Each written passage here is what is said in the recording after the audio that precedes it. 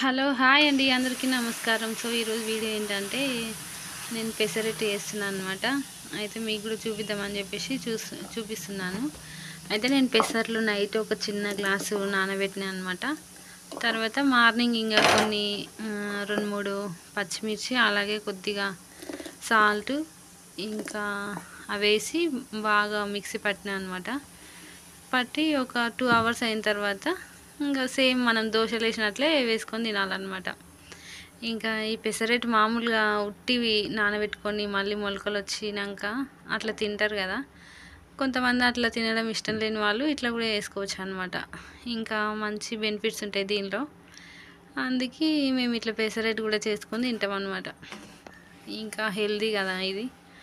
ఇంకా దీనిపైన ఆనియన్స్ వేసుకోవచ్చు, ఇంకా అట్లనే కారం కూడా వేసుకోవచ్చు. ఒక్కొక్క టైపుగా చేసుకోవచ్చు అనమాట మనకి ఇష్టం ఉన్నట్లుగా. నేను ఇంకా ఫస్ట్ ఆనియన్స్ వేసి తర్వాత కొద్దిగా సైడ్లకి కొద్దిగా ఆయిల్ వేస్తున్నాను అనమాట. తర్వాత ఇంకా బాగా ఇది ఇంకా సిమ్లో పెట్టుకొని బాగా వేయించుకోవాలన్నమాట. ఎందుకంటే పచ్చిగా ఉంటుంది కదా. అందుకే మంచిగా సిమ్లో పెట్టుకుంటే మంచిగా ఉడుకుతుంది అని చెప్పేసి ఇట్లా సిమ్లో పెట్టుకోవాలన్నమాట. ఇట్లా కొద్దిగా కాలిన తర్వాత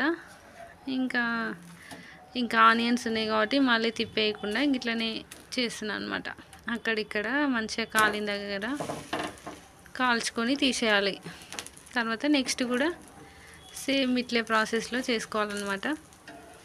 దీని తర్వాత నెక్స్ట్ నేను ప్లెయిన్గా వేసుకుంటున్నాను అనమాట.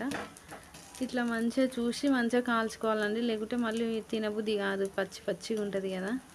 అందుకే ఇట్లా బాగా వేయించుకోవాలన్నమాట.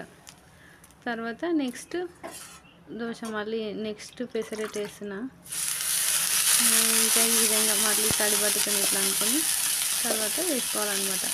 అసలు ఇట్లా అనుకొని వేస్తే ఇంత మంచిగా వస్తాయి చూడండి. ఇంకా చాలామంది ఆయిల్ పెట్టుకుంటారు కానీ ఇట్లయితే బాగా వస్తుంది. అందుకే నేను ఇట్లా వేస్తాను అనమాట. ఎంత షేప్గా ఇంత బాగా వస్తాయి చూడండి అసలు.